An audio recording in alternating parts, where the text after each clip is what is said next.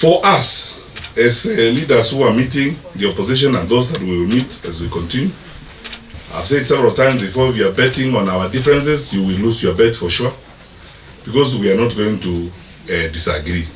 All that propaganda and all those stories you hear being coined every day and so on, they intended to either annoy Kalonzo or annoy me or annoy Kalonzo supporters or annoy my supporters or do something. Oh, you know, I don't know who's annoyed. How do you know? I mean, you are not God. How do you know who's among us that is annoyed? You keep peddling lies, you know, and so on.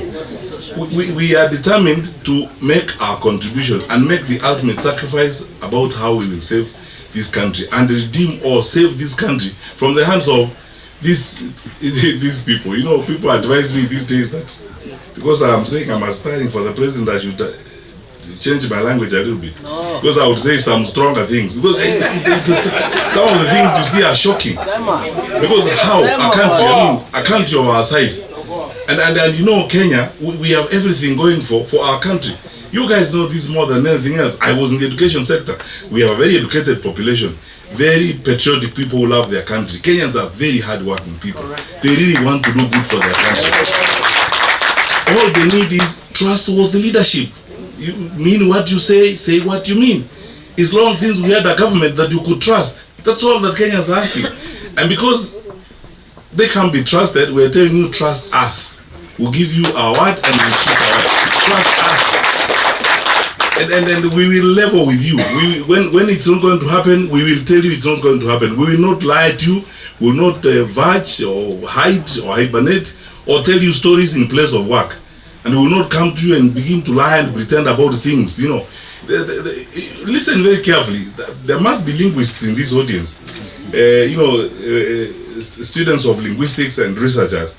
I want you to listen to the language of this administration when their leaders speak. It is actually, it's called street corn language, you know, where they say tumeunganisha waya, that's that language is non-committal language, non-responsible language that you cannot ascribe responsibility to.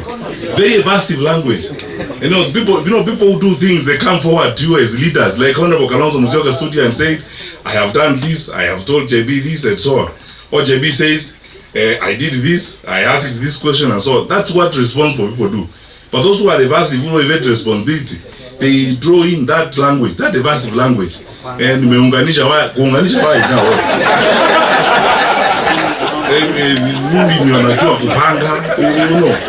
the way they behave and so on. Kenya is better than this. We are better people than that, I believe. So, thank you so much for this audience, and Your Excellency, you have led the way. This is what we are going to do for several days. We agreed. A consensus building, having small group meetings like we are having here today, talking to you and listening to you, getting ideas from you. Dr. Moyo, thank you for the sermon. We will surround ourselves with you, smart people, advising us on what we need to do. And we will do this until that time when we get to a point and say which one of us is going to be the captain to lead the team for transformation. And we'll continue to work together. And you are friends because you have nothing to run on, you have nothing to defend. It's only propaganda you can do. Please carry on, because in any case you must find something to do. So if that is what you have found to do, carry on with it. As we carry on with the plan we want to build and the platform we would like to build to move our country to the next level. And we will soldier on as leaders outside of government. And finally, my brothers and sisters, I say this every time I have an opportunity to talk to Kenyans. We are stronger, and there's nothing wrong with our country. I mean, this is a wonderful country. It's our only home on earth. God has been kind and gracious to us and gifted us a wonderful country. Let's take care of it. The challenges we have, the momentary challenges in our leadership, are not our destiny. You know, that language, you university professors are researchers. You know, when a guy tells you that there are 500 or so health units in a particular place, and you know the population of the place, we were actually working the math in the morning together and we were saying it must mean that every 5 or 10 households in that area has got a clinic. Is that possible? Yani kwani sisi ni wajinga wa wapi? You know, I mean, do they expect that we will believe that? You know, so you know, please let us not accept these intellectual insults and this abuse we are getting as a people. Let us stand up, crank ourselves up, dust ourselves together, move forward, vote these fellows out, and form a government that will take Kenya to the next level. And demonstrate our seriousness as a country. We are a serious country. We cannot be managed like this. We are serious people. How can we accept to be managed like this? And indeed, we have capacity to manage ourselves better. So, my parting shot, Honorable Kalonzo Musyoka, is let's do every one of us who are seated here. I want to ask you, please, prepare to do a good thing. You know, in life and in the history of your country, you do a good thing when you improve your country's welfare. And now, as we are moving forward to the elections, please prepare to do a good thing. And the good thing can't be returning these people. So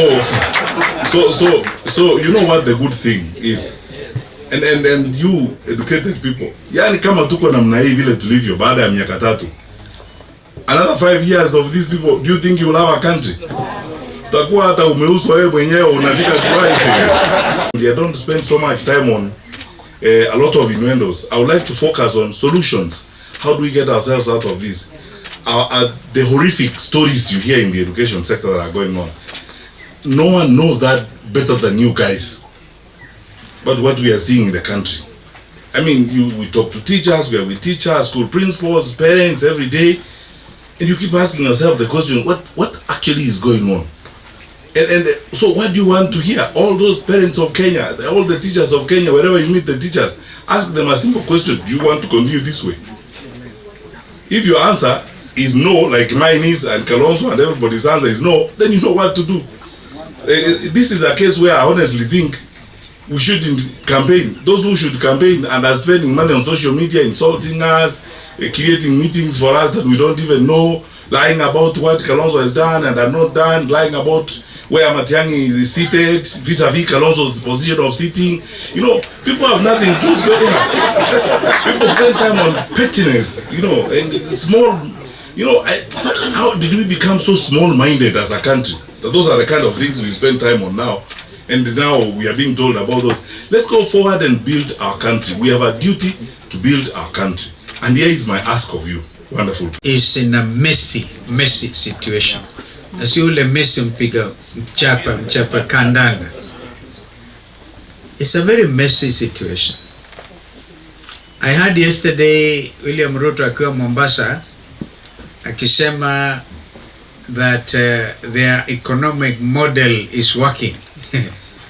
I don't know how many of you saw that. When he bought a cow for 1 million shillings, and then he said the economic model is actually working. Now, how can it work when Kenyans who now live below the poverty line, and our brother Fred Matiang'i has been working at those levels of the World Bank and IFC, the Bretton Woods institutions, and somebody who cannot afford $1 per day is seen to live below the poverty line. $1 per day is today 128, 130 shillings. How many Kenyans today, clearly, yani tuambiane ukweli, ambao hawezi kabisa siku moja kupata shilingi 130? Ni wengi. So hiyo namba sasa imeteremka to levels that are not even describable. And yet tunaambiwa uchumi unafanya vizuri. Now let me tell you the truth. Kasongo's government is rated at just about 20%. I think I'm generous. I remember that 20% Governor Wavinya, because you said when I was co-chairing NADCO, right? Remember NADCO? Which are now trying belatedly to do something about, that at least let us increase mgao wa serikali za counties kutoka 15 to 20. That is in our strong recommendation. But these guys are not even able to implement what they asked us to do. And they say the country is doing well. That actually is like living in a fool's paradise. And Kenyans are not foolish. Kwa hivyo mimi nataka tujue kwamba wakati mmoja nilikuwa waziri wa elimu. My brother Matiang'i at some stage also became Minister for Education. There are several things we did in conformity with international statutes. At that time, we had a conference in Jomtien. That's a country, a place in Indonesia, when the world agreed to the concept of lifelong learning. So you really cannot stop going to school or learning. The Jomtien Declaration. And then at about that time, child rights were the issue, the main thing. So I had the privilege to outlaw, as Minister for Education, corporal punishment in all our schools. Well, I remembered also, as a Christian, the Bible tells me, you spare the rod, you spoil the child. Now we have to do a balance. The balance is, you do not have to use literally a cane to dismember a child, kumpiga kama mnyama wa porini na vitu kama hivyo. Even today, I'm sure there are some schools where corporal punishment is practiced differently. We did that. Just like we did start I actually appointed the first chief executive officer of the Higher Education Loans Board. And a lot of us in the leadership position actually went through that. We used to call it boom. During my time, it was 6,000 shillings or something. And it was useful. In addition, we used to have decent catering services at the university.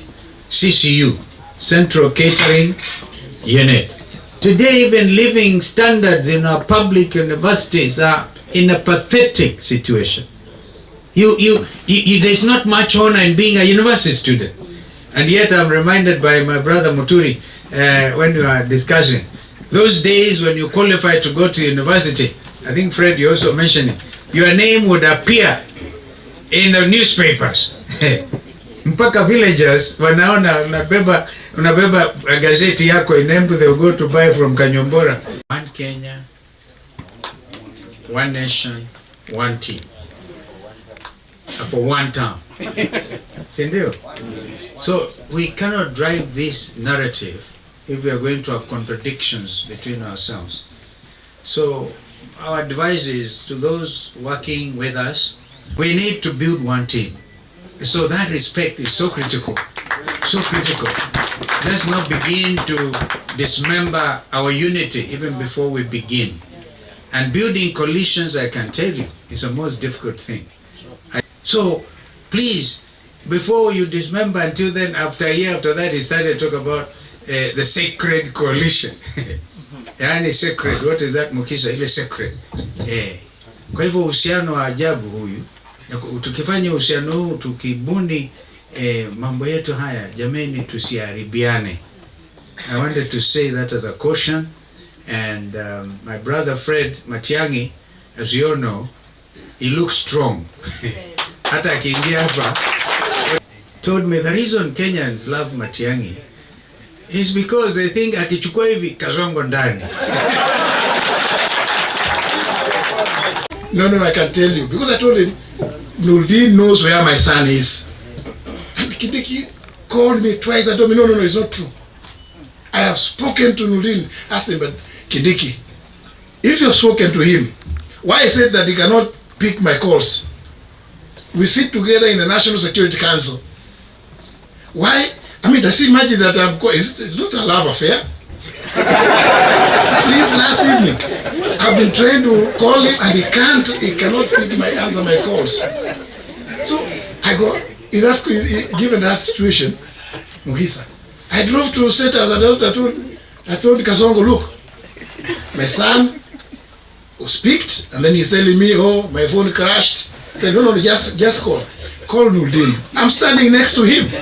And he calls Nurdin and said, Nurdin, are you the one holding Muturi's son? I said, yes, sir.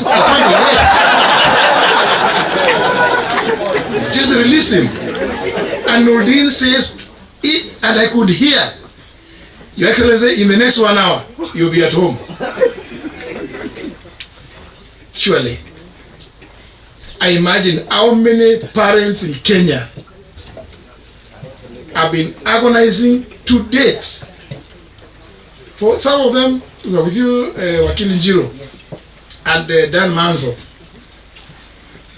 Some of them ambaye mamua ni one term, one team, one nation. Ningependa kumshukuru mwenyeji wetu kwa kitendo endelevu na kielelezo kwa wengine wetu, kwamba mzingi bora wa uwiano katika siasa ni kutafutana na viongozi wa fikra, utafiti na upembuzi wa kinifu.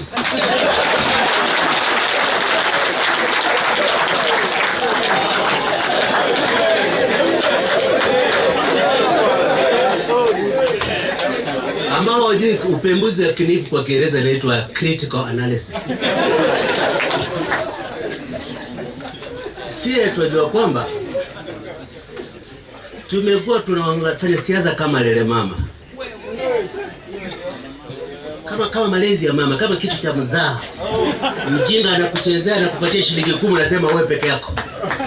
Unaalikwa kukutana na watu wa fikra, unasema nitalipwa nini?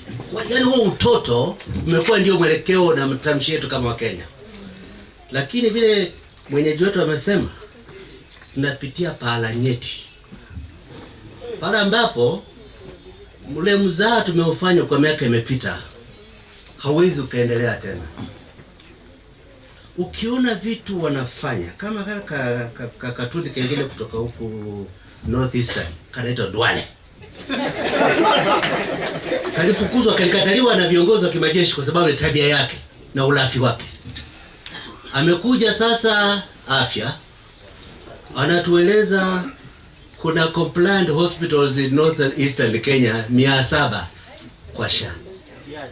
Nauliza, population ya North Eastern iko kiasi gani? Kuna hospitali ngapi kwa which percentage of the population? Yani mazoea kwamba ukiiba na Ruto anakubalia, inaalalika kuendelea kuiba zaidi hadharani na kututuzi ukicheka. Samani, hatuna muda wa kutosha, mimi ningependa nikaongelea muda mrefu, lakini tu ni kusema sisi tunaheshimu sana hatua yako ya kwanza Bwana Kalonzo Musyoka, kualika viongozi wa vijana na viongozi wa kisomo na fikra endelevu mjadiliane nao pamoja. Naimiza na wasii wenzangu, hii kwetu hatua ya kwanza kwa kutafuta uwiano wa maana wa kudumu kati ya uongozi wa siasa na uongozi wa kisomo na kifikra. Pamoja tutabuni sera, nadharia na vingine vyote vinahitajika kuligomboa taifa letu.